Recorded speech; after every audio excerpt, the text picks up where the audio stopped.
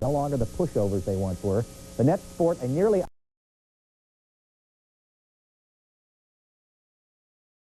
identical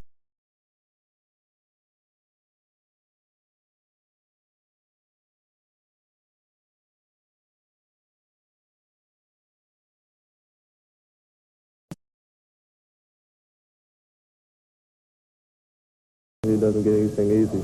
Well, I think Chuck Daly did an outstanding job this year, and he had a great chance to be in for a second straight year in the playoffs and play the first round at home, and it's going to be a fun year for us this year. New Jersey's a very talented team. They have Derek Coleman and all those guys.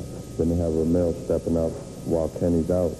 So, you know, they have a real good team, and they can challenge anybody. And in this league these days, any night, any team can win. We played extremely well in Phoenix the other night.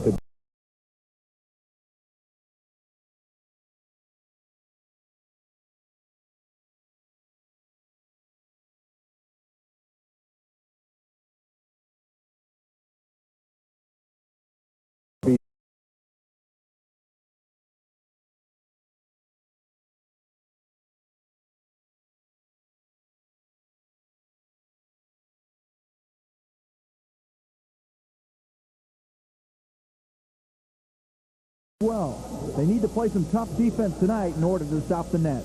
Very important for us to come out ready and play with, you know, a lot of aggressiveness and do a lot of good things at the defensive end. Don't allow them to get a lot of easy buckets.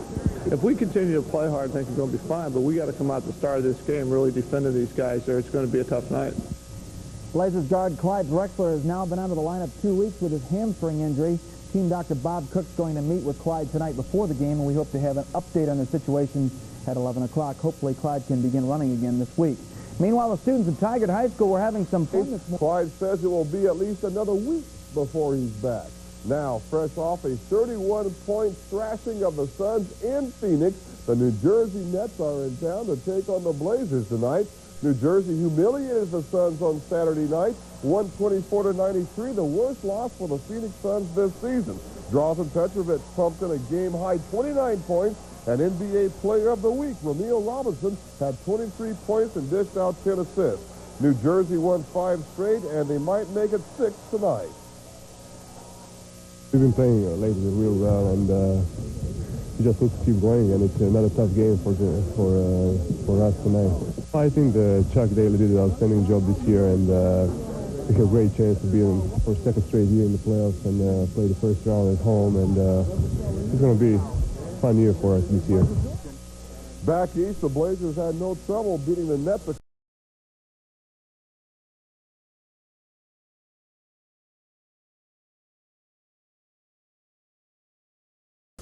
You know, a lot of aggressiveness and do a lot of good things at the defensive end. Don't allow them to get a lot of easy buckets.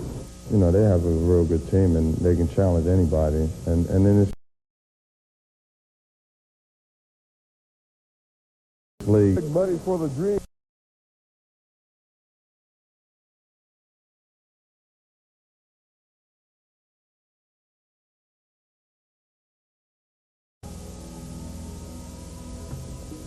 The following is a Blazer Broadcasting sports presentation.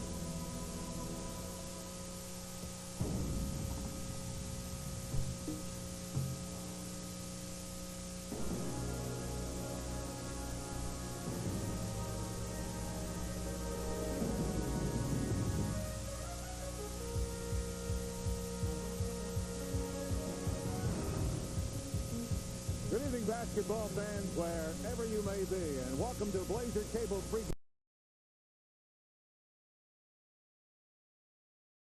Houston Rockets. Basketball Association right now is the opponent that the Blazers play tonight. The Nets.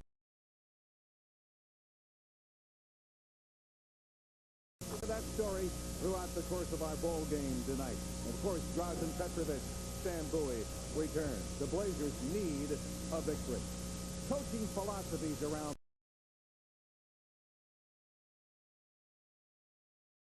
Pat Riley, Cotton Fitzsimmons.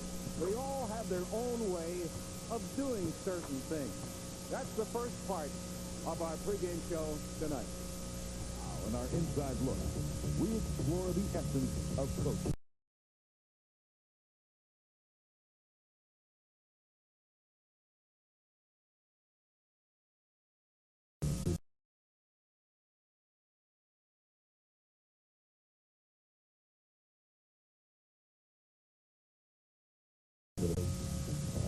The talent in this league on teams that are continually contending for titles. They demand discipline, and most of the time they demand it from their coaches.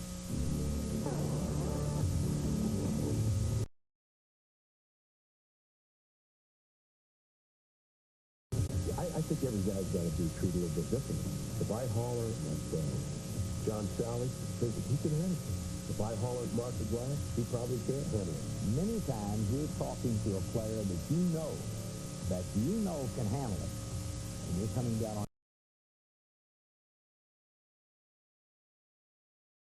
But really and truly, you're talking to another player. You want to make sure he hears the conversation. Usually, You have to show those players how much they care.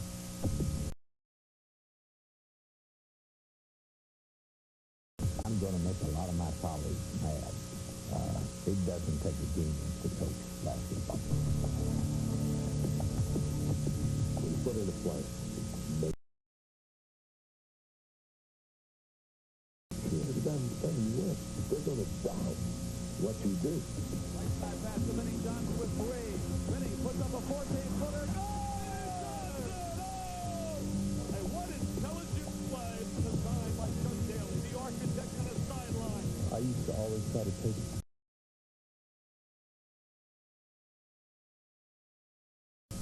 But I was dying inside. Big time. Oh, boy, this is what coaches get paid for. Everybody wants 48 minutes and 48 shots. That's the premise you start with. And it can't exist. Somebody's got to be in this with all these shots. In the business and you coach, when the team kind of bonds itself together into a unit, to a oneness of mind or purpose, there's a certain satisfaction in enjoying participating. That's the most important thing. If you're in isolation, if things don't work out, communicate with each other out there in the ball. That's your best help. It's not the financial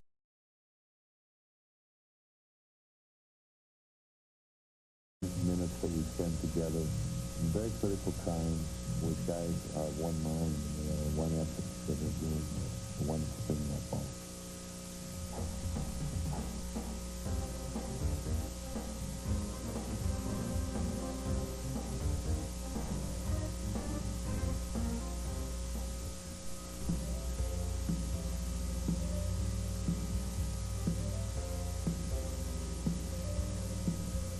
Alluded at the top of the program to what a terrific job one Chuck Daly has done with this New Jersey franchise. You know Chuck's story, Detroit, 2 world championships, head man of the Green Team over in Barcelona, and now made the decision to remain in coaching and has taken a franchise that has been rather bad, to say the least, but now it's coming on one of the great stories of our league this year. Earlier today, our own Steve Jones had a chance to sit down and have a conversation with Chuck Daly. All right. Olympic medal, championships. What the heck are you still doing marching up and down the sideline? You know, I really don't. I can't do anything else. I thought a long time ago, I thought about trying some other things, and I just don't think I'm equipped. I'm not really equipped to do this. But,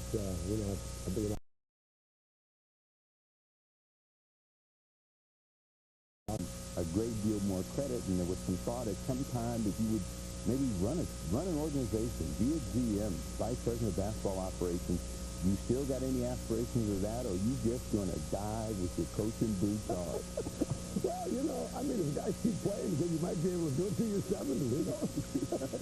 No, I don't know. I'm going to take it year by year, and I'm kind of enjoying this year. I mean, these kids, they're starting to get even. They even like to be coached a little bit, and, you know, it's been not easy. but an interesting year. We've been up and down a little bit, and we lose our point guard, and then the other kid comes in, becomes player of the week. I don't quite understand it. Obviously, I wasn't using it right. Well, you said all Ramil Robinson needed was playing time he couldn't get when Kenny Anderson was playing. Yeah. And now that he's playing, I mean, he's turned into certainly a force for you. What happens when Kenny comes back next year? Because we're going back to next year. Kenny's out for the rest of the season. Yeah, Kenny's going for the rest of the year, and when we got Ramil, we got criticized. We said, how could you give a player like who's a heck of a player? But I knew what Ramil Robinson did to us in Detroit almost every time he played. So when we get him, I don't see the same player. Then I learned about his psychic makeup. He cannot come off the bench. He's not a bench player. He's a starting player. He started in 2 games when Pepper was out, had big numbers, and we played very well. And so I learned about it. What do? We got a quarterback problem. You know, we really do. You know, the same as a football team making decisions. I think, in all honesty, I'd throw it open and say whoever wins the position got it.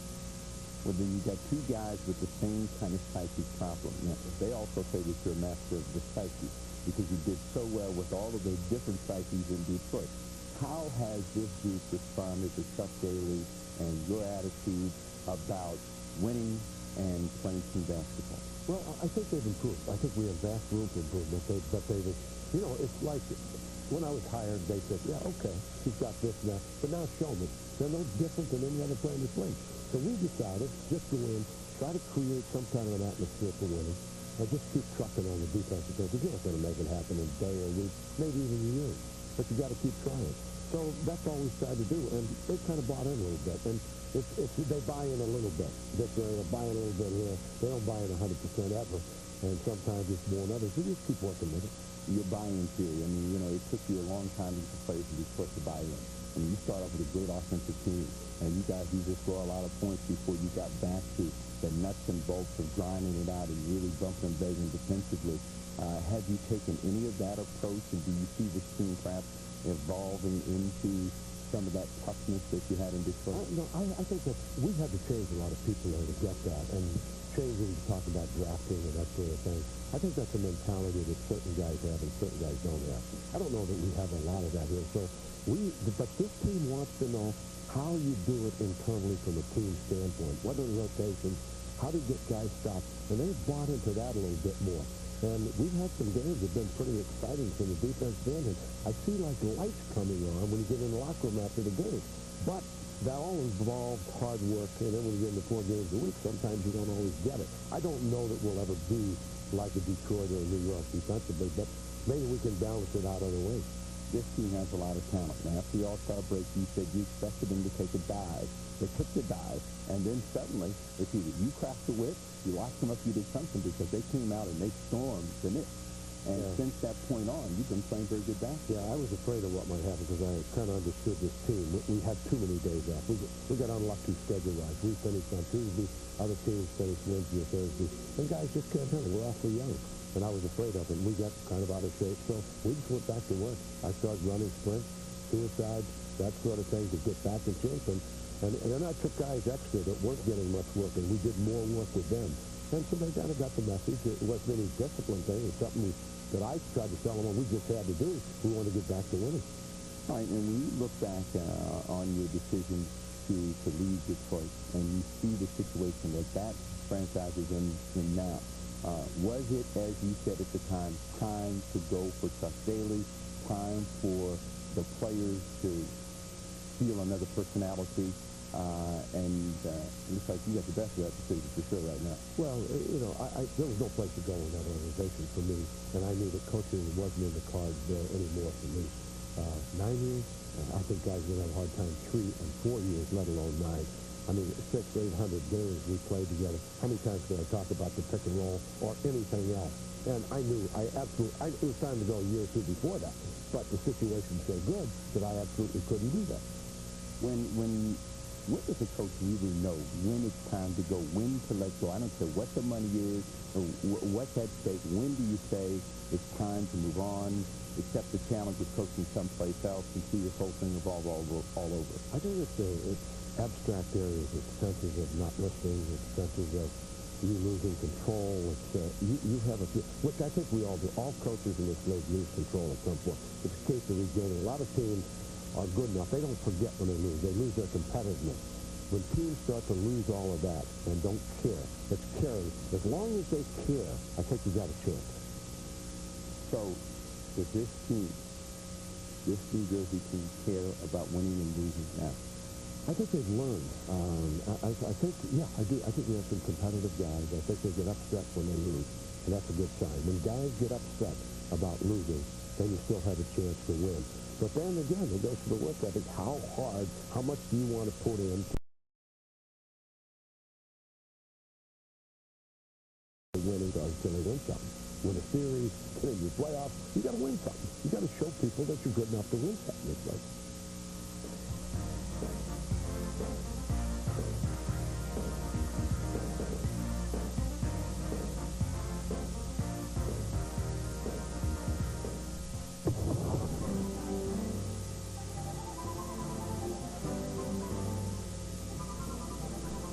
My friends, the Blazers need a win somehow, and they need it desperately. But tonight, as we alluded so far in this pregame portion of our telecast tonight, they're going to face tonight one of the better teams right now in the NBA, the New Jersey Nets. Earlier today, Mike White got together with assistant Trailblazer coach Jack Shallow, and they take a look at this New Jersey ball club. Welcome to Chalk Talk. I'm Mike Rice, and along with Jack Shallow, assistant Trailblazer coach, the New Jersey Nets. Fourth place.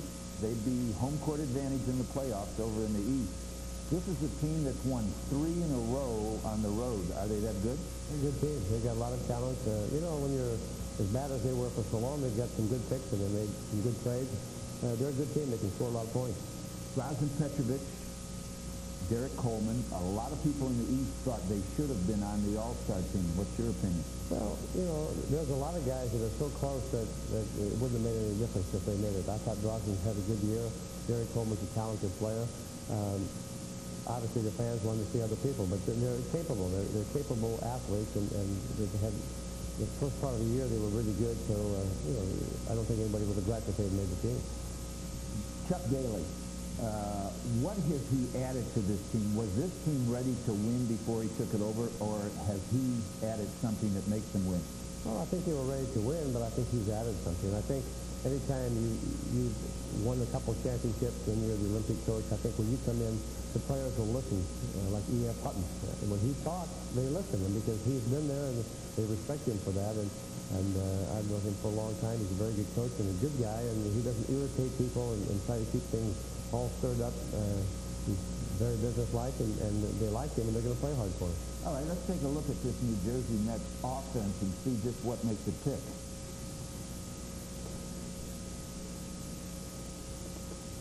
Okay, now they're going to go inside. Hold it right there. You can see pass is made into Derek Coleman. Derek Coleman's a good one-on-one player. They had a back kick, and now Drazen is out in this area, a little bit higher. And you can see, even though his man will only have to come this high, he wants to stay close to Drazen, and that opens up the shot for Derek Coleman inside. That little turnaround jump shot, and he's good around the post and in that medium range.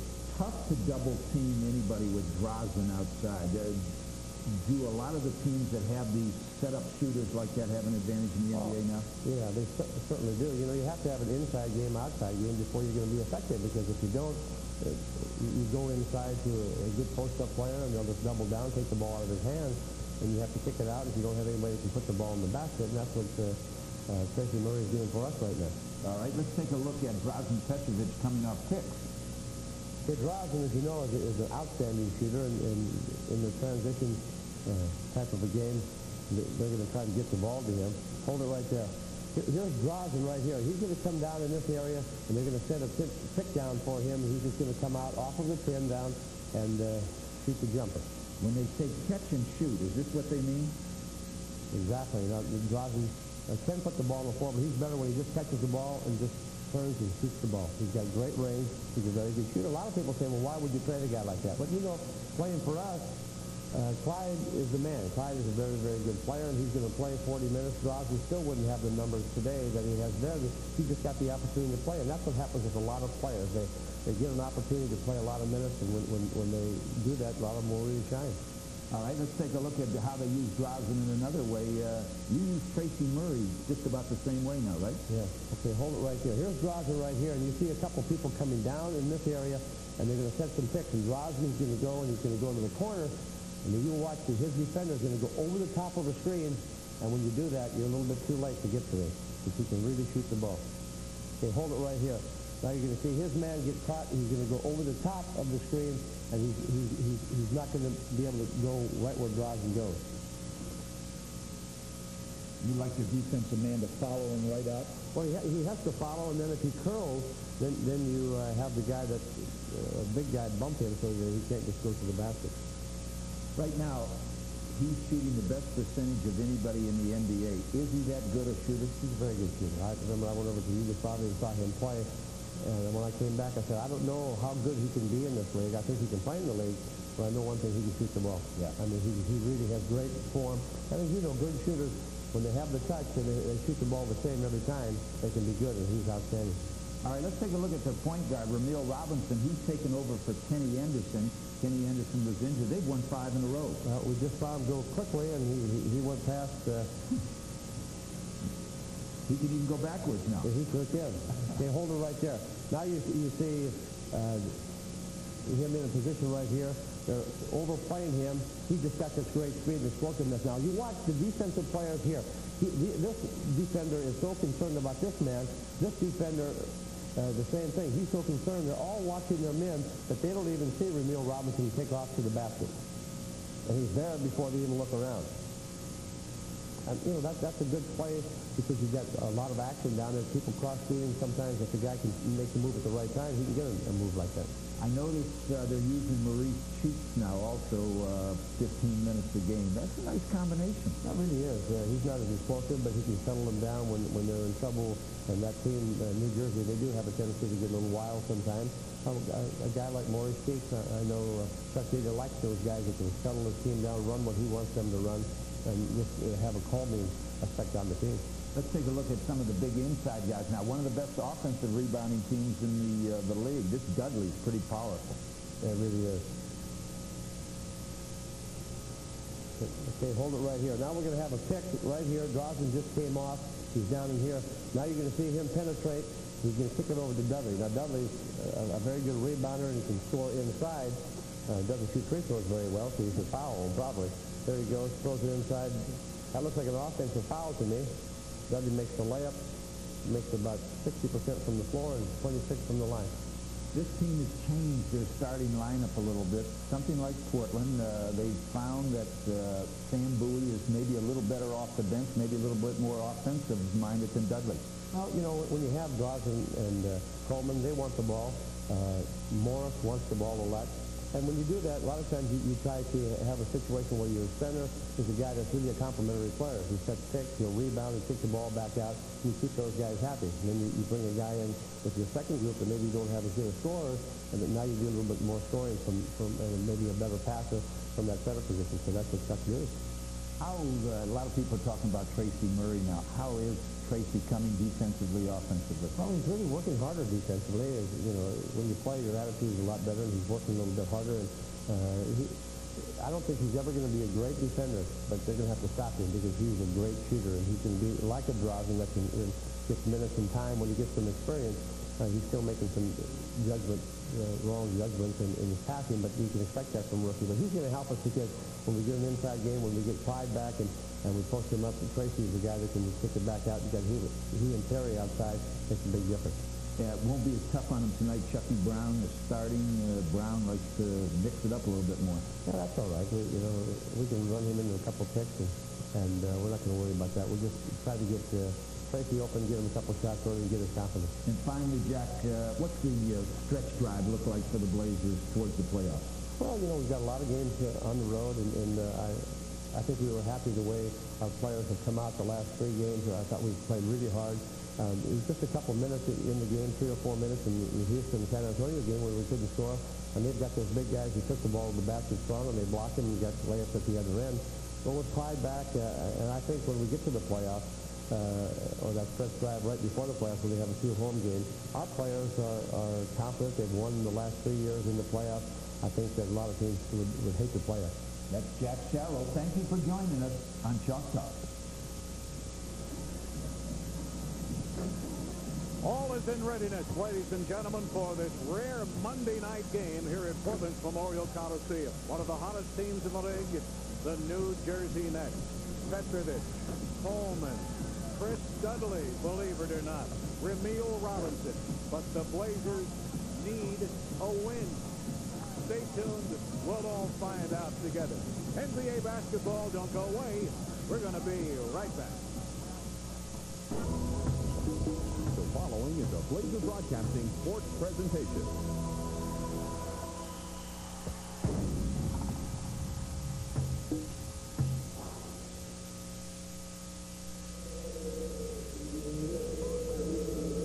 The Oregon Trail and the Trailblazers, a name carved from its history.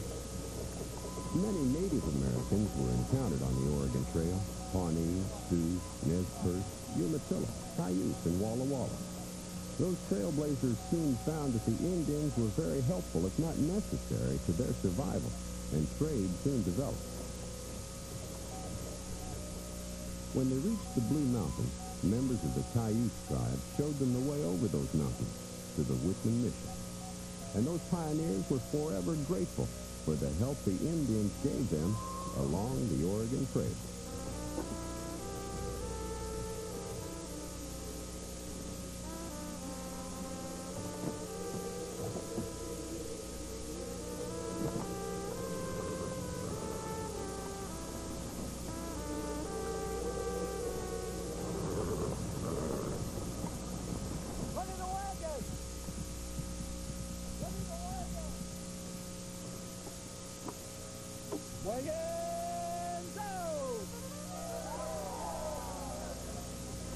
Walking 2,000 miles of unforgiving terrain alongside an ox-drawn wagon is almost beyond our imagination.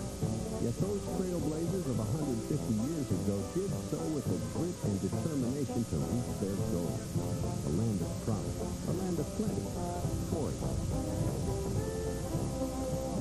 This is Blazer Cable, and these are the cable affiliates that make up the Blazer Cable Network.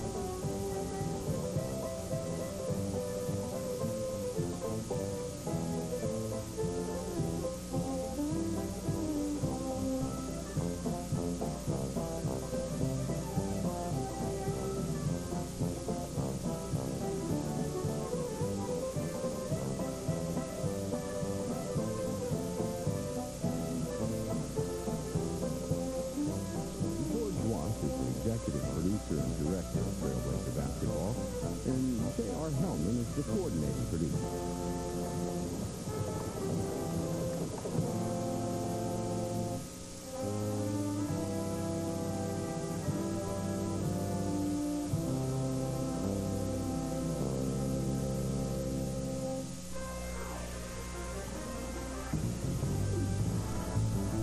We are live this Monday night from Portland's Memorial Coliseum. NBA basketball. The Portland Trailblazers taking on the New Jersey Nets. Good evening again, everybody, and welcome to NBA basketball. New Jersey, Steve, one of the better stories in the NBA this year. You can talk about the Phoenixes, the Houstons, and a number of other things. But Chuck Daly has done a terrific job with this ball club. I guess it's because they're Cinderella. And whenever you talk about Cinderella, you have a wonderful story. But this is a team with a great deal of promise and potential. You take a look at their last 5 games, and it shows you how dominant they can be.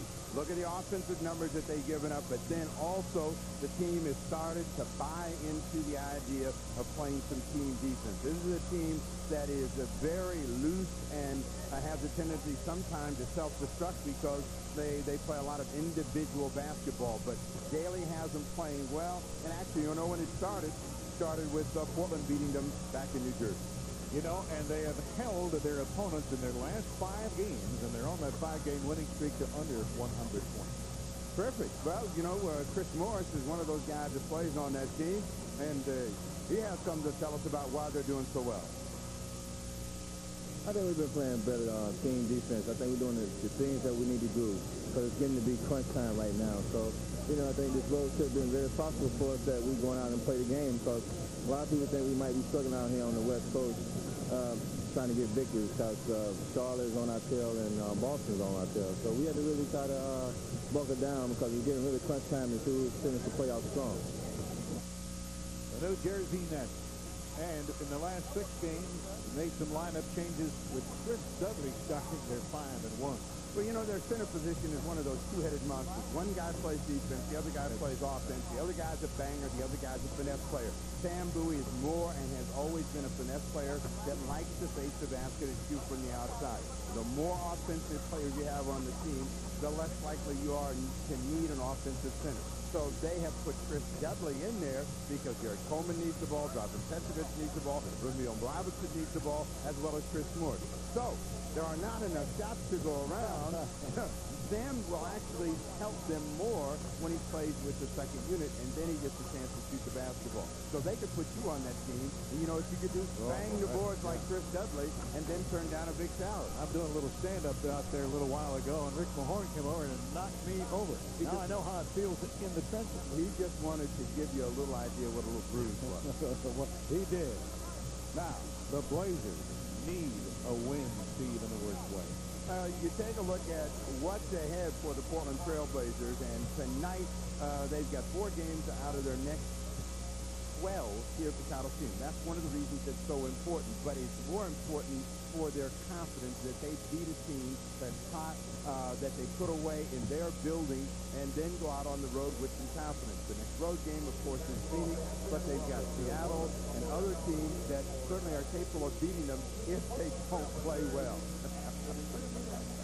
Well, Rick Mahorn has struck again. Yes, I know. He just unplugged our camera, but you can never tell. This is what happens when you have too much time on your hands.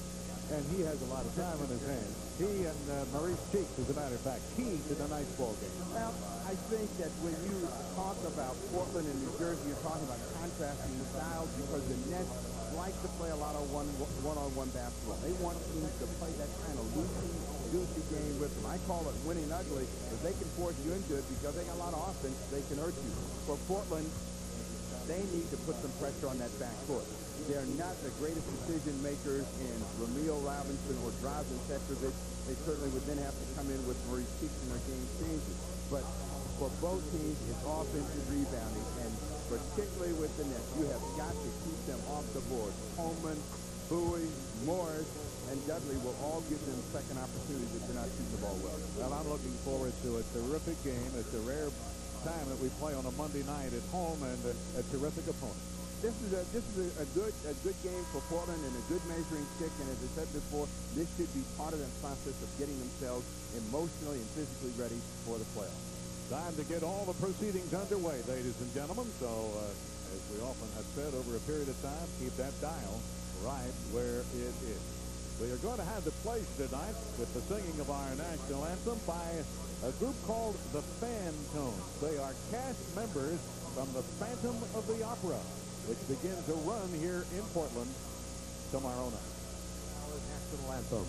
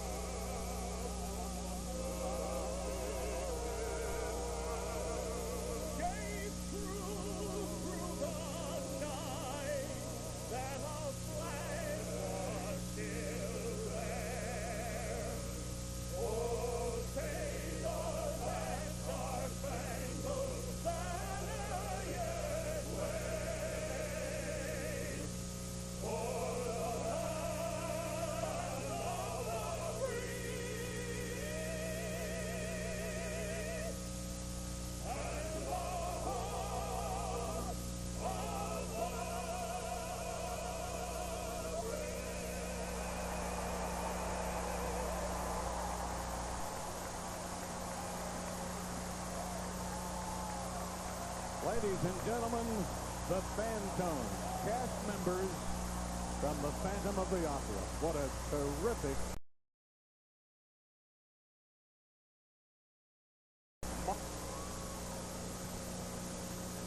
Now it's time for the introduction. Here's Mike Stone. And now, ladies and gentlemen, making their first appearance in Portland, let's meet the members of the New Jersey Nets. A 6'10" forward from Hampton Institute, number 4, Rick Mahorn. A 6'1" guard from West Texas State, number 10, Maurice Cheek. A 6'5" guard from the University of Connecticut, number 12, Kate George. A 6'7" guard forward from Syracuse, number 21, Raphael Addison.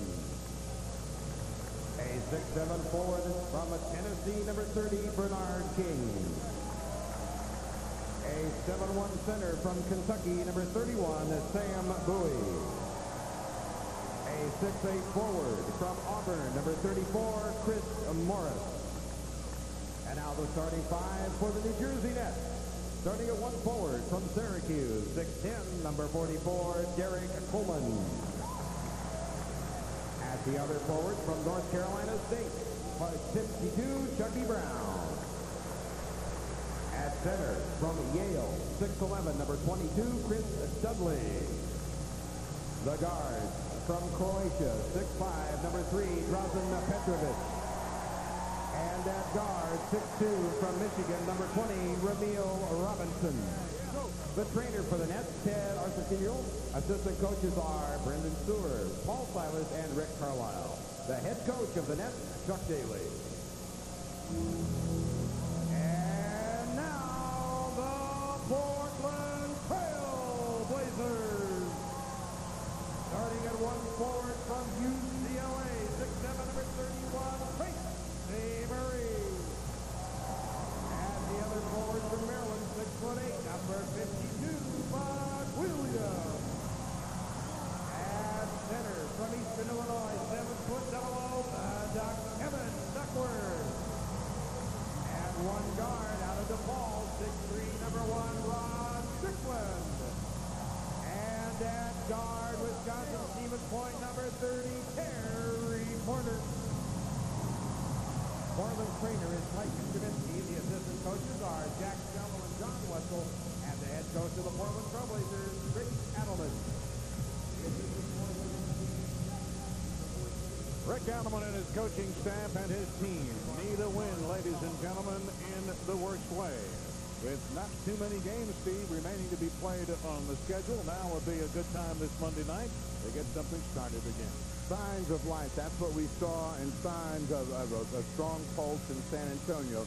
And if this team can come out and start the ball game the way they did in San Antonio, continue their concentration, we will see that push begin. The start of this ball game is going to be critical for them. The Nets are riding high. They played a tremendous first quarter against Phoenix, 41 points they got there. And what we have to watch for is the offensive ability of Derek Coleman against Buck Williams, and how Terry Porter will handle all of the screens he's going to have to fight through to deal with Drazen Petrovic. Who's one of the terrific players in our league this year. We'll get into his stats as we go along. The officials tonight, George Tolliver, who will toss the ball in the air, Greg Willard, and Jack Madden. BP's research and testing tends to leave an impression on those visitors. Fourth floor aviation fuel research.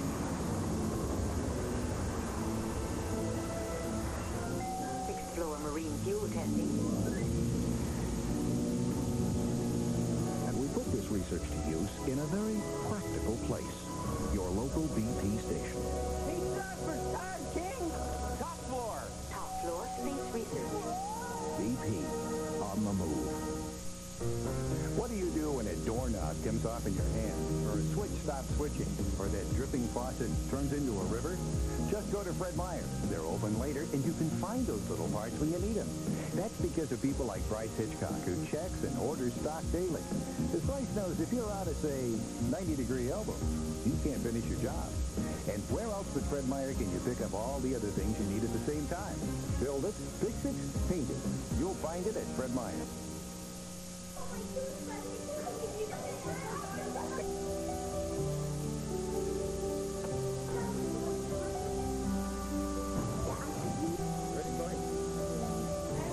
1993 Toyota Previa is for those families who always seem to have room for others. It could be because they have room for extra cargo. It could be because they have room for 7. Or it could be because in the Toyota Previa, there always seems to be room for one more. How do you order Miller Genuine Draft Light? The cold filtered light with smooth draft taste during a big game? Say GD Light and say no more. How do you order a Miller Genuine Draft Light? The cold filtered light with smooth draft taste in a bar that's having a slow night? That's okay. Say GD Light and say no more. You know whatchamacallit? Come here. This is great. I'd like you know who. Bring it in. I love this one. You'll never forget your big moments with the new UC1. It's the smallest string of Canon 8mm camcorder yet. Why don't you call it who's what? The Canon UC1. You see one, you want one. Come in and see the Canon UC1 at Camel World, the nation's largest independent Canon camcorder dealer, 3 years in a row. Camel World, downtown, 500 Southwest 5th and Washington. The best measure of any health plan is the loyalty of its subscribers. At ODS Health Plan, 98% of our subscribers renew with us. Most likely because we treat them the way we'd want to be treated ourselves, with understanding, respect, and the highest level of care at the lowest possible cost. We never forget who we really work for.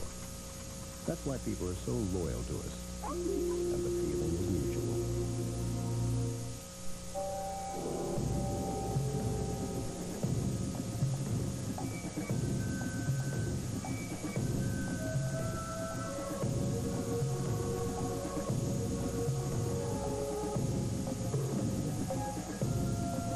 When we told Nike how we could design a communications network to actually help them run better, do you know what they told us?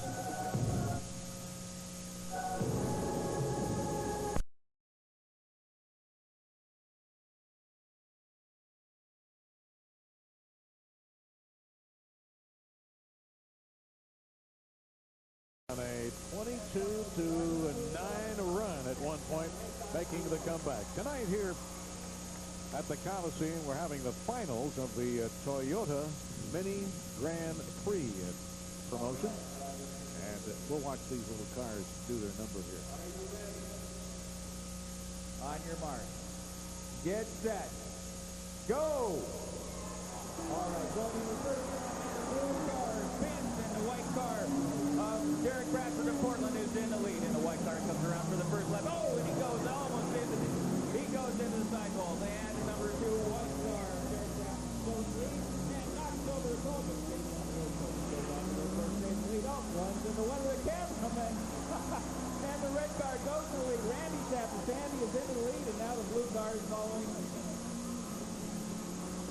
the blue car. And he is going in. And we have the red car. Randy Tapper, followed by the blue car of Donald Sampson, and the white car follows Derek Bradford. Mike Stone, who's got a pretty close race here, and the red car, Randy Tapper, still in the lead. And he's coming up the lap of the black car, and he comes into turn 1, tries to make the pass. Whoa! And the blue car of Donald Sampson runs into the cone. And he got the red car. Oh, and slightly. Oh, and the blue car is almost getting. The black car tries to block. The red car spins out, and the blue car of Donald Sampson goes into the lead. And Donald Sampson, Donald's actually going the course, running the course faster than his car is, Mike. This guy's really got it figured out. The finals of the Toyota Mini Grand Prix. All right, Steve, how about some of the highlights? You take a look at the first half of play, and the Trailblazers started with some good offense. It started with Buck Williams down in the low box against Derek Coleman, and that occupied Coleman. Coleman is one of those guys that can come off the ball and block shots, but early in the ball game, Portland was able to get the ball inside and get opportunities for the big people. Duckworth with a good look against Chris Dudley. Defensively, in the first quarter of play, Portland did a good job of challenging, and even though Chucky Brown knocked that one down, they were reacting very well to the basketball. Petrovic, who does an excellent job of dancing down the lane. And when a player gets beat, as Terry Porter was, he's looking for help. Nobody closed off the lane. Petrovic was off to a real strong start. The only thing that got him out of the ball game was his early foul troubles. Again, Derek Coleman allowing Buck Williams to catch the ball about 7, 8 feet and then work his way in. The result, another hook on the other side and an easy 2 for Buck.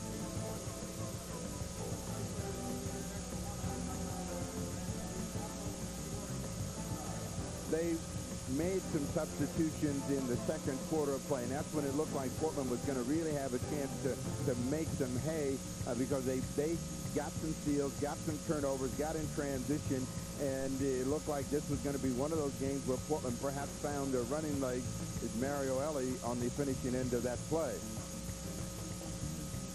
Rod Strickland, who has the toughest time of any guard in the league getting to the free throw line, as you could see the hold and grab by Dudley, and out of it, a broken play that results in an easy score for a high-flying Chris Morris. Morris got busy in that second quarter play, ended up with 11 points to push the Nets in the league as they were able to begin to find some offensive rhythm. Derek Coleman right at the rim, as the Trailblazers a couple of times have shown that they still have some work to do at the defensive end. Terry Porter taking advantage of his quickness against Sam Bowie. And I'm sure in the second half, Portland has got to focus on taking advantage of their mismatches, particularly from the outside with the smaller people against the big. Rod Strickland, who started off very strong, upset because he didn't get the call, came back challenging O'Neal Robinson to get his 9 points of the first half of play.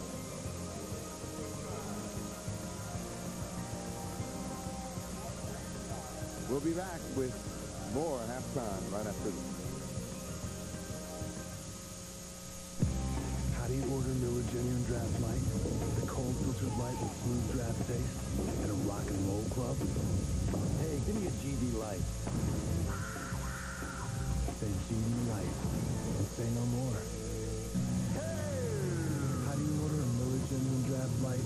The cold filtered light with smooth draft taste in a bar that's having a slow night? That's okay. Listen. Say GD Light and say no more. Imagine no longer being bound by the limits of your telephone. Imagine personal communication no longer tied to a home, an office, even a car. That's why Cellular One is building a new cellular network across North America. Imagine what that freedom can mean to you, to all of us. To reserve your number, call our number, 1-800-IMAGINE. BP's research and testing tends to leave an impression on most visitors. Fourth floor aviation fuel research.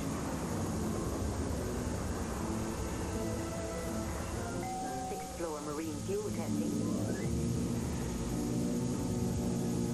And we put this research to use in a very practical place. Your local BP station. He's not for Todd King. Top floor. Top floor space research. BP, on the move.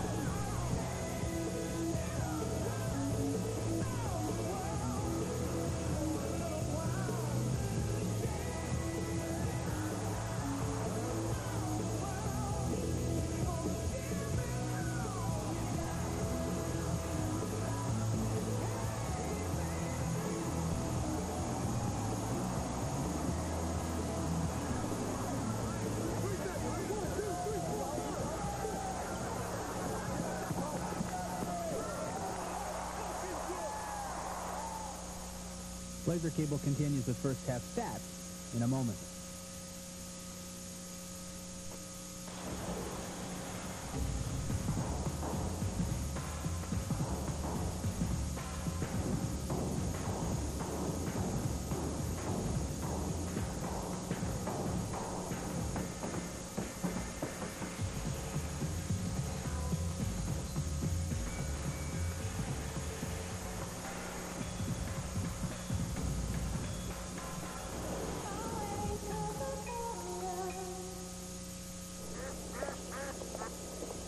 When choosing a health plan, it's wise to remember you get what you pay for. ODS Health Plan has the best claims payment record in the business. When you run a tight ship, you don't have to nickel and dime your subscribers. We keep our costs low to keep benefits high. In fact, nearly 93 cents of every premium dollar is used to pay claims.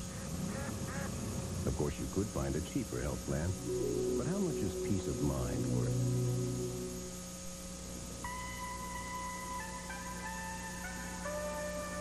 For years, the Toyota truck has stood alone. No longer. Introducing the Toyota T100. Built from the same tough stuff as our compact, only bigger, with more room for 3 inside, and an 8-foot bed, with 4 feet between the wheel wells. Now, when it comes to Toyota trucks, the difference is even bigger. NBA basketball and a great tasting beer that's less filling. In this town, it's the Blazers and Miller Lite. It's everything you want a beer to be.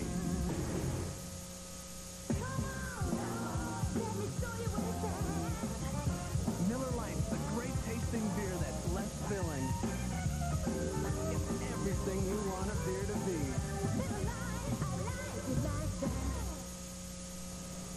Halftime score, New Jersey by 1, 51-50. The Nets came from behind to take that 1-point lead.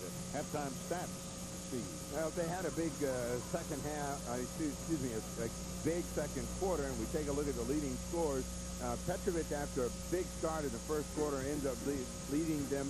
Chris Morris with 11 in the second, and Derek Coleman, so they have some good balance out of their big 3 offensive threats.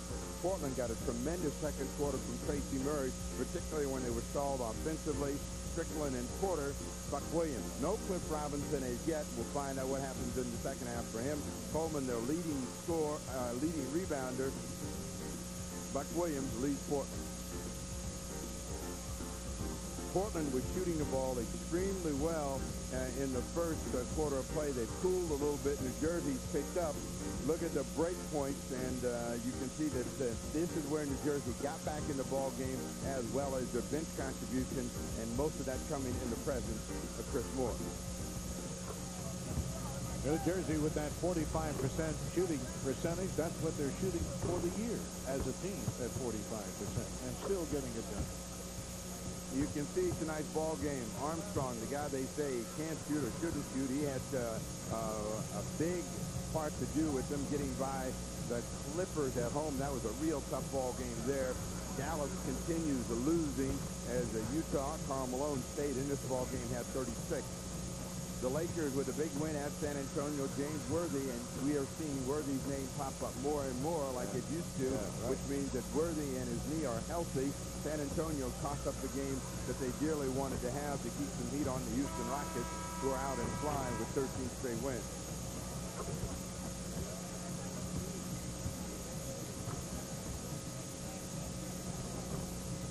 New Jersey leading by 1. They're led by Drazen Petrovic, 12 points, and Derek Coleman, 10 points, 7 rebounds, 11 points out of Chris Morris off the bench. There's a big wide body. Boy, and this big wide body right now, Paul Silas. Seems like Paul Silas, Steve, played forever, didn't he? He did play forever.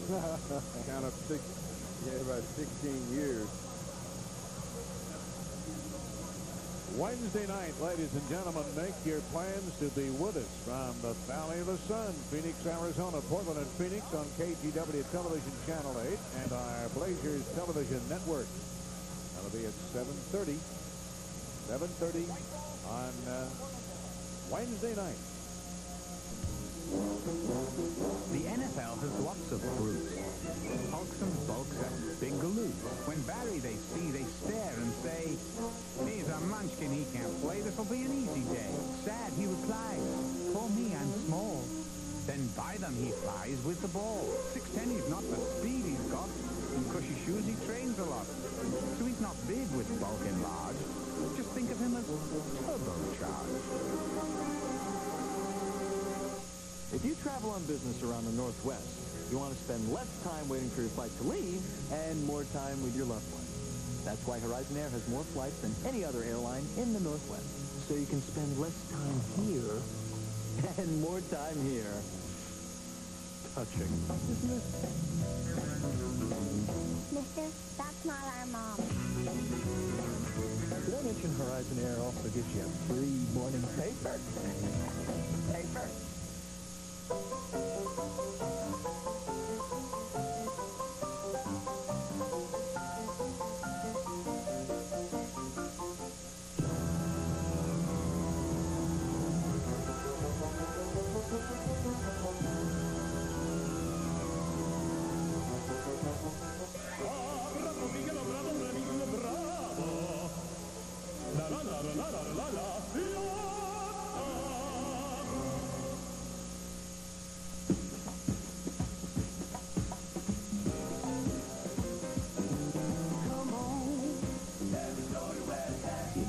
To a beer brewed from the start, to be the one great tasting beer that's less filling, there's one beer to open.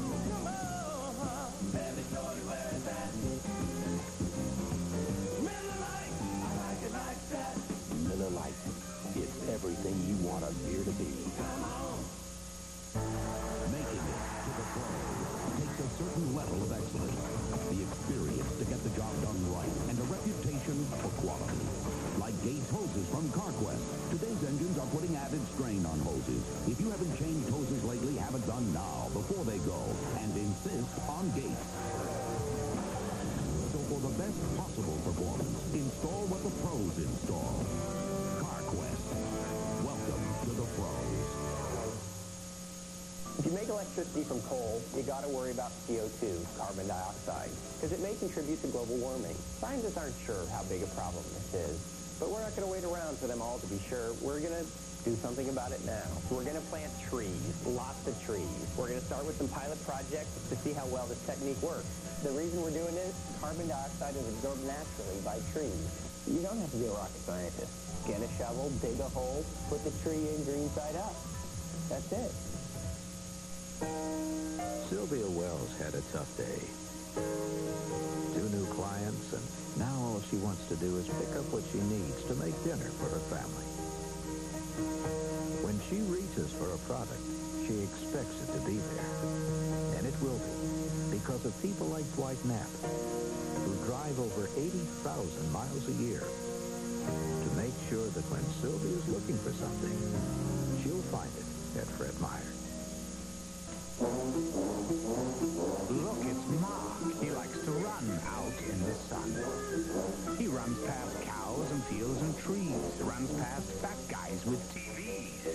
Brains can rain, dogs can bite. Stop he won't, he'll run all night. So he wants shoes, cushy and light. Then he'll feel the runner's joy you can't find in a lazy boy. I like to run, he says with a smile. I think I'll go another mile. Hey, you hear that? What? It's quiet. There's no coughing. Oh, What'd you give her? something new. Really? Where'd you get it? Painless drugs. The pharmacist recommended it. Well, that's what I call a good pharmacist. Maybe now she'll get some sleep. Lucky her. What do you mean? Honey. Oh. Good night. Good night. Payless, the drugstore worth talking about.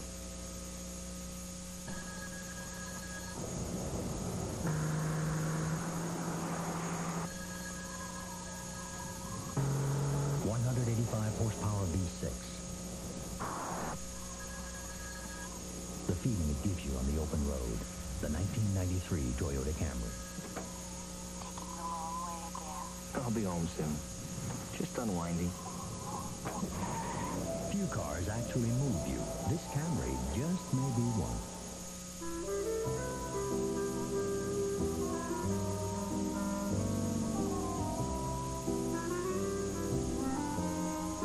In Oregon, you don't have to be somebody or know somebody to get into the art, movie, music, and dining scene. You just need the Oregonian to tell you where it's happening.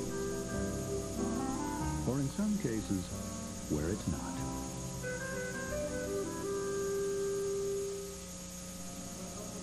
Final score this Monday night. Portland over the New Jersey Nets, 110-94 in a game they really needed, Steve, and they got it in fine fashion. Something to laugh about.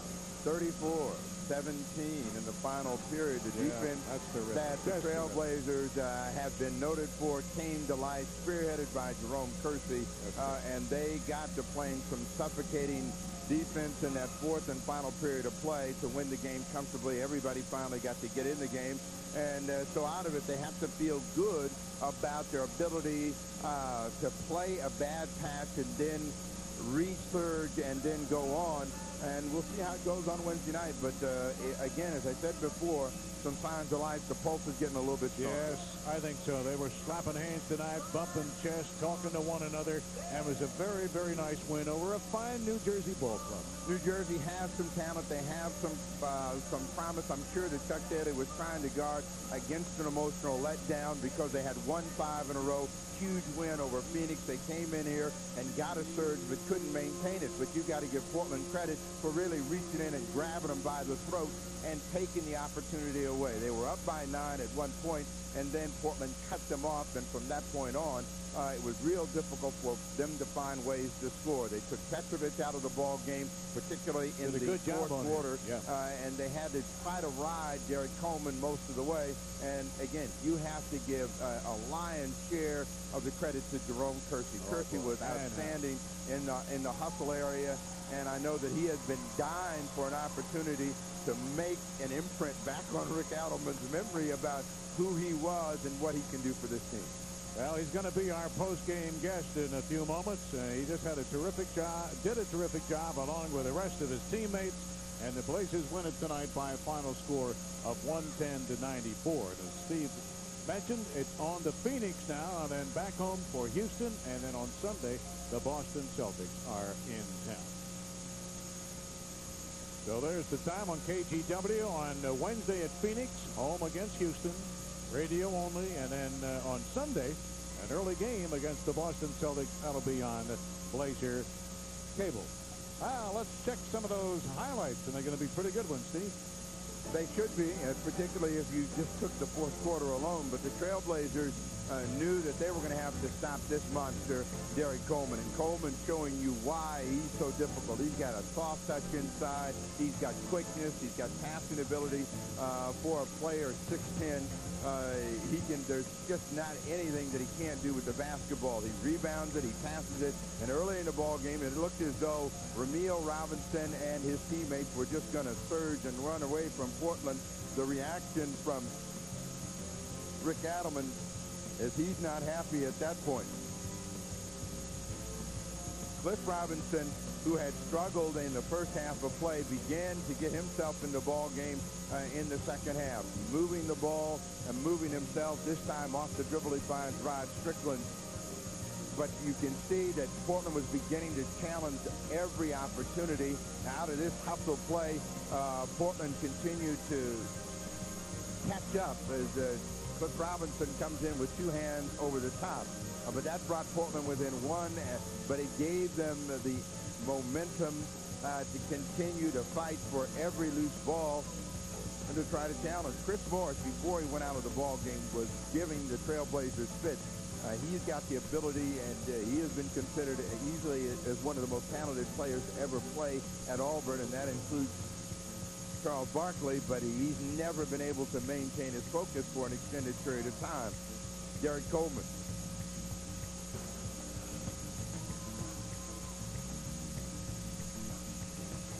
Well, one thing that Coleman can do, he can back up his talk. And he's a player that has played against Mark Bryan and Cliff Robinson a lot of times in the Big East. But ball movement, player movement, which is part of what Portland does well, came to the surface in that late in the third and in the fourth quarter of play. Jerome Kersey with a tremendous block from the rear, and that really says the story of the ball game, the way he got Portland loose balls and then passed the basketball to make it happen. At center court, Bill Townsend. To our Blazers scoreboard show, a very, very nice win tonight over New Jersey. Welcome our guest right here, Jerome Kersey.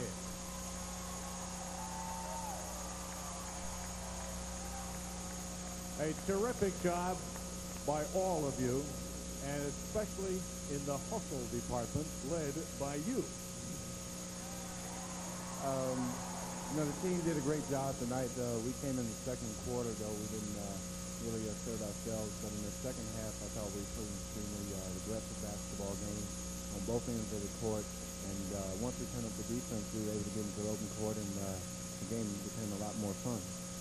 Boy, and how you wound up with, of course, with all of your hustle tonight, along with your teammates. 13 rebounds, 12 of those rebounds in the second half. You and Cliff were terrific in that second half. Yeah, you know, I just, you know, said coming out of the locker room, you know, I'm going in, push and bang, and whatever I come out with, I come out with. And, you know, I got to play the last quarter and about 5 minutes of the game.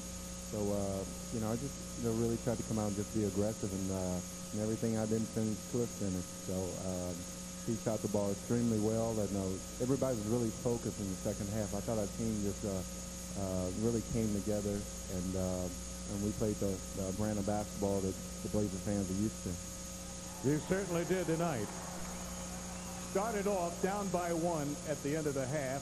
A little shaky, and then those third periods haven't been too great for you here of late. Regroup, and then went on from there. Yeah, that's true. You know, it's like we knew the team was at the end of a long road trip, and we just had to put it to them. I mean, they went into Phoenix, and, you know, not taking anything away from their team. They went into Phoenix. They won by 31. They won 3 games in a row out of the 4-game stint they were on. And, you know, we knew we had our hands full. You know, these guys coming here, they're playing well. So we just came out, and I'm glad we could really get it going in the second half and really finish it off. Cliff Robinson, 25 points, 23 of those in the second half. And, of course, leading the way tonight. And what more can you say? He's just been so consistent for you, Rod Strickland. Yes, Rod, you know, he's been a great addition to the team all year. And, you know, he just creates so much in the open court. His quickness, his tenacity around the ball, and, like, knocking away from people and stuff like that. I'm just happy they have him here, and I'm glad we're not playing against him anymore. You know, he's just been steady for us the whole year, and, you know, he'll continue to do that. He don't get a lot of calls going down the hole. The referee said one time that Rod landed his body on the big guys going in there. I go, oh, he doesn't have that much body to lay. So, you know, he goes to the basket and creates a lot of things for our team, which makes us more of a good team. Well, that's another step in the right direction, of course. But where has that hustle been here of late? Team-wise, I don't know. Maybe, you know, it's like people in and out of the lineup, just refocusing what we have to do. We're still right there in the hunt for it. And if we can come out and focus on trying to play this kind of basketball that we played in the second half for a 48-minute period, we're going to be a very tough team to beat like we've been in the past. So, you know, you can always take things from games like this and then push you on down the road. All right, Jerome, thank you very much. Congratulations to you. Fine win. Jerome Kersey, our guest. We'll be back right after these messages.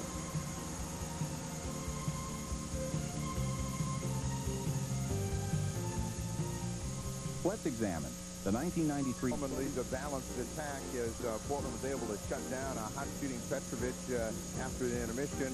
Chris Morris continued to be steady. Cliff Robinson a tale of 2 halves, and Terry Porter a steady ball game. They led Portland in scoring. And you saw Tracy Murray, he disappeared in that second half of play. Gary Coleman, the leading rebounder, Jerome Kersey off the bench with 13. percentages, Portland stayed right around 50%. They shut down New Jersey. They were able to get a bigger contribution off the bench and second-hand points, and that's the reason that they won that ball game going away. But it was your guy, Jerome Kersey, that really energized the Trailblazers tonight. Hustle, hustle, hustle. And I love to see it, and I hope it's a big step in the right direction. All right, what's on tap, ladies and gentlemen, in the Oregonian this coming Thursday in the sports section, a big feature about the Blazers. You saw a lot of it tonight, the art of defense. And our next televised game is coming Wednesday from Phoenix, Arizona on KGW Television, Channel 8, and our Blazers Television Network. That's going to be a dandy. Be with us for that one on Wednesday from Phoenix, Arizona. Nice win tonight. It was a pleasure. Say good night. Say good night. All right. Thanks, Steve. And wherever you may be, from the Coliseum on a Monday night, Bill Shanley, good night, everybody.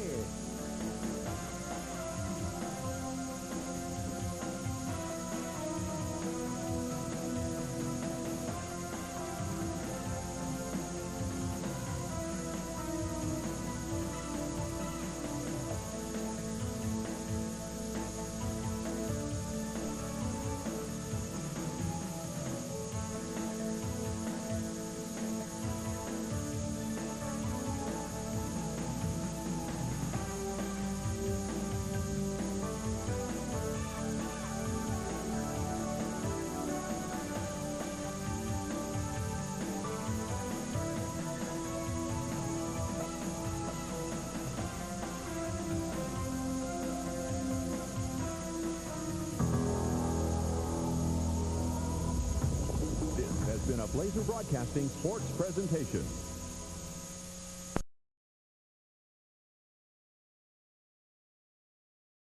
Happened tonight. That told the tale. The red-hot New Jersey Nets came into Portland with some huge road kills as of late, but tonight the Blazers changed all that with a crucial victory at Memorial Coliseum. Former Blazer Drazen Petrovic always likes to play well against his old buddies. Petro hit his first 3 shots, but the Blazers soon took control. Tracy Murray on the move. He fouled, counted.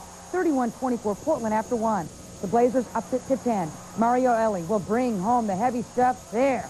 Then it's Murray again. The rookie with 16 first-half points. Oh, he was feeling it. But the Nets went on a 22-9 run to reclaim the lead. Chris Morris taking Murray to school. 51-50 New Jersey at the break. The lifeless Blazers fell behind by 9 early in the third, but came roaring back. And isn't that a great shot by Strickland? Then it's Terry Porter. Watch this now. He'll be slipping and sliding, but finding Buck Williams. Over to Cliff. Take that. 77-76 Nets after 3. Fourth quarter, all Portland. Cliff Robinson with some spectacular dunks. Here's one of them, but it was Jerome Kersey who was all over the place with the hustle. Now check out the follow slam right there. Then the play of the game. Now watch, Jerome will block the shot underneath coming up right there. Then Jerome has the presence to save the ball for the Blazers, who start the break. On the other end, Kersey hustles down, spots Cliff. Bingo! Portland by 7. School was out. Blazers finished strong for the 110-94 victory. All of them big at this point, especially with Phoenix coming up. I think Jerome, came in and really picked up the intensity for us, going after loose balls. Coming from the weak side, trying to block shots. He picked it up. Everybody played hard and everybody stayed after the ball, even loose balls and stuff. And you could just see, the players' excitement in the eyes out there on the court. Well, I don't know that they played with much more intensity than that. I thought they had great intensity, played very, very hard in all facets of the game. And, it's what you have to do when you have a key guy out. I'll say Cliff leading the way with 25 points, TP chipping in with 22. Petro had 18 points, but look at Kersey. 13 boards, 12 in the second half. They'll need more of the same when they travel to Phoenix for that game Wednesday night. An upset in San Antonio as James Worthy and the Lakers dumped the Spurs. Worthy, 24 points to pace Los Angeles. This was one physical game. Antoine Carr and Eldon Campbell look like they're going to square off, but they cool off. Set the tone, though. Watch Benoit Benjamin try to take Sean Elliott's noggin off right there. Flagrant foul, then gets tossed. Really helping out L.A., huh, Benoit? But the Lakers didn't need him tonight, knocking off San Antonio, the final 92-87. Other scores from the NBA. D-Box with the big game to lead the Lakers. And it was Utah handling Dallas, the Mavs losing their 19th straight. B.J. Armstrong, a career-high 28 points, leading Chicago past the Clippers. The Bullets stop a 6-game losing streak, upsetting Cleveland by 4. And Glenn Rice had 30 points, leading Miami to the overtime victory against Denver. What? Phoenix on Wednesday. They will beat the Phoenix Suns, I guarantee you. Credit the defense tonight. After a ho-hum first half, the Blazers really turned up the D in the second half, and fueled by the incredible hustle of 2 players off the bench, Jerome Kersey and Cliff Robinson, the Blazers powered by the New Jersey Nets 110-94. This was a game of spurts by 4 different Blazer players. In the first quarter, Tracy Murray starting once again. Murray finished the game with 18 points, the bulk of those in the first half. Blazers led by 7 after 1. The Nets held Portland to only 19 points in the second quarter. And when Chris Morris scored here, the Nets erased that Portland lead and grabbed a 1-point edge themselves, the same margin at halftime. Third quarter seesaw. The Nets led by 9, but Cliff Robinson rallied the Blazers. An 8-0 run capped by Cliff's jam gave Portland the lead again. Derek Coleman answered with 2 of his team-high 20, but Terry Porter and Cliff Robinson would just not be denied. Cliff finished with 25 points. In the fourth quarter, Cliff and Jerome Kersey sparked the Blazer defense. Kersey with the block, then the save to Terry Porter, and that led to Uncle Cliffy at the other end. Pretty spiffy, Uncle Cliffy. And not to be left out of the block party, Robinson rejected the Nets too. 7 blocks for Portland tonight, and Rod Strickland let Cliff celebrate. Recoiling for Cliff's downtowner here, a 10-point bulge, and Portland won by 16, 110-94. I was feeding off him. You know, he's hustling. You want to go out there and do your best to, you know, try to help him out. You can't have, you know, 1 or 2 guys out there, you know, trying to, you know, playing hard. You got to have everybody as a team. And I think, you know, down late in the game, everybody started to really feed off what Jerome was doing. Well, that's great. I don't know if we were feeding off each other. He was feeding off me. I was feeding off him. But everything that I didn't get, Cliff basically got so around the boards and stuff. So, you know, he was a recipient of some of them passes, and he knocked down the shot, which makes everything look a lot better. Looks a lot better when he smiles, too. 3 other games, no surprising, and Utah beating Dallas. Rough, they did. Tough, in control. No Clyde. No Clyde. They turned up the intensity in the second half. They were aggressive. They played some hard-nosed defense, and it paid off. The Blazers stormed past the Nets 110-94 at the Coliseum. The Nets came into the contest riding a 5-game winning streak, and Drazen Petrovic, still popular here in Portland, and the ex-Blazer held to just 18 points on the night. Tracy Murray started again for Portland. He had 18 points, 16 in the first half. He had himself a nice performance, and a great play coming up. Watch this one. Mark Bryant starts the steal, and it's a fast break, and it's Mario Elie who slams it down. But the Nets are tough. They get an easy basket themselves, and Drazen Petrovic runs the ball down, feeds Chris Morris. He hammers it home. It was 51-50 Nets at halftime. The Nets pulled in front in the third quarter. Derek Coleman, and they were up by 9, 61-52. But then the Blazers take control. Jerome Kersey with one of his 13 rebounds starts the break. Terry Porter falls down, feeds Buck. Buck on to Cliff Robinson, and he hammers it home. And then it's Terry Porter. Gets the ball and shoots off the dribble and hits. He had 22 points. The Blazers took control in the fourth quarter. Great play here. Kersey with the block. Then Kersey saves the ball to Terry. Then Terry brings it up court, hits Kersey. He fires to his teammate Cliff. He hits the jumper. Robinson had 25 points. The Blazers were fired up. They win it tonight with hustle and effort. The final 110-94. The team played extremely well in the second half. We really turned up the defense, and just everybody played hard, and everybody stayed after the ball, even loose balls and stuff. And you could just see, you know, the players' excitement in the eyes out there on the court. They play at Phoenix on Wednesday. Now, Blazer guard Clyde Drexler won't be back in the lineup for 10 days to 2 weeks. Clyde's been out for the past 2 weeks with a hamstring injury. Today, he tested his hamstring. Well, just I was very limited in what I could do, but it felt good just to work out again. 2 weeks without any activity. It's pretty tough on a guy who's used to being pretty active. And hopefully he'll be back. Ramil Robinson finished with numbers way below his average, 15 points, 5 assists, but this game did belong to that other Robinson, as in Cliff. He went 0 for 6 in the first half. The Blazers were behind. Well, Cliff turned it on in the second half, 10 for 17 from the field. He scored 15 points in the fourth quarter alone. His play was the difference in Portland's victory, who, by the way, are expected to get Clyde Drexler back in a week to 10 days. Clippers in Chicago.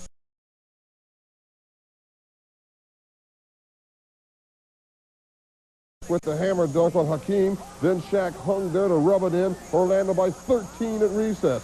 Houston rallied from 17 down to take a one-point lead late, but the Magic had one last chance. Skiles bounce past Laterrio Green. Tough jumper, short. Rebound fought for. It's on the floor. The Rockets have won their 14th game in a row. Houston is the hottest team in the league. 94-93 Rockets the final. The Sonics win at Miami, and all lit up the Warriors tonight. What a game in Houston, and the Wolves bite the Nuggets. Woof. Ewing with 35 as the Knicks win again, and so do the Hawks. The Cavs crush Philly, and the Pistons win in Sacramento. In a draft